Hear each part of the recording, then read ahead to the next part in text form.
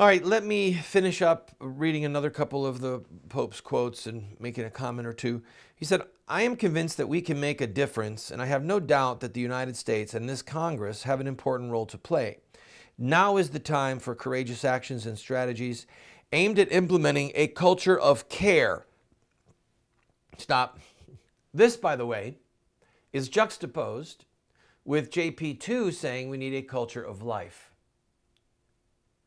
And this, if you read the whole text, which I encourage you to do, there is undeniably strong socialist tenets in this speech. There just are.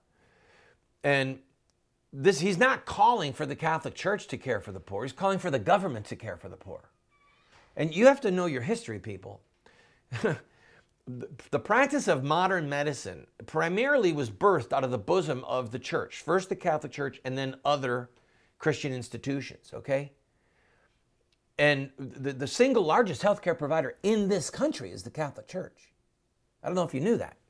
So him saying this, the culture of care, is a deliberate departure from what JP2 said to develop a culture of life. The Pope never mentions child killing. Never mentions child killing. Never mentions the betrayal of the Supreme Court against the sacrament of marriage.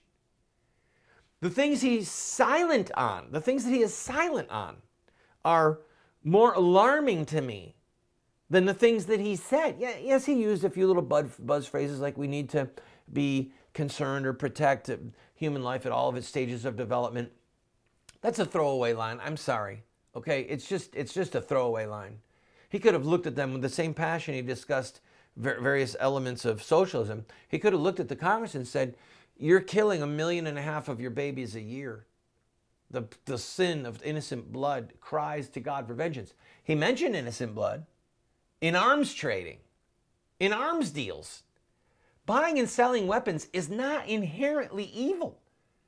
I mean, the reason that the Nazi flag did not fly over the Vatican was in part because of arms.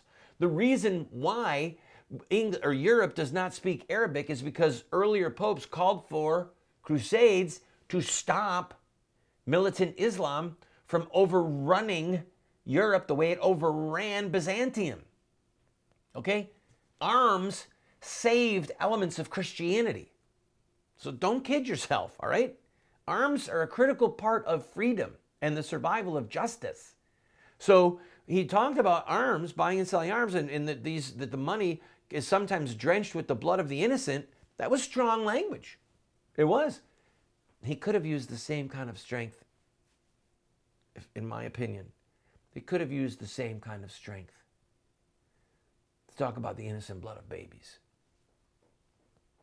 Okay? I don't have time to read anymore. I encourage you to read the whole speech. You're going to see a lot of hay made out of this over the next couple of days. Some of it good hay, some of it bad hay.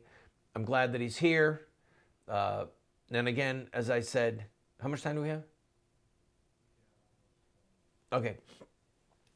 I'm glad that he's here. It was good that he spoke to Congress. First Pope to ever speak to a joint session of Congress. But he is not a JP2. He is not a Mother Teresa, as far as, obviously he's a man, but as far as the passion. She rebuked people. She would not even eat with Bill and Hillary Clinton because of their shedding of innocent blood, okay? These were champions of the faith and champions of the innocent. Listen, I would love if poor people in Central and South America and in Africa and in China were not so oppressed economically. I would love it. And there are true, grievous injustices that have marred many countries. And I would love for those countries to be able to have the freedom that we had that gave us this rise to prosperity.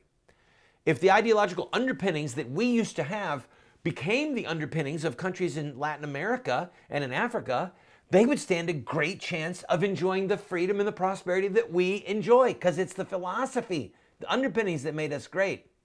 Anyway, let's be glad that we have a few days of the Pope and not Donald Trump.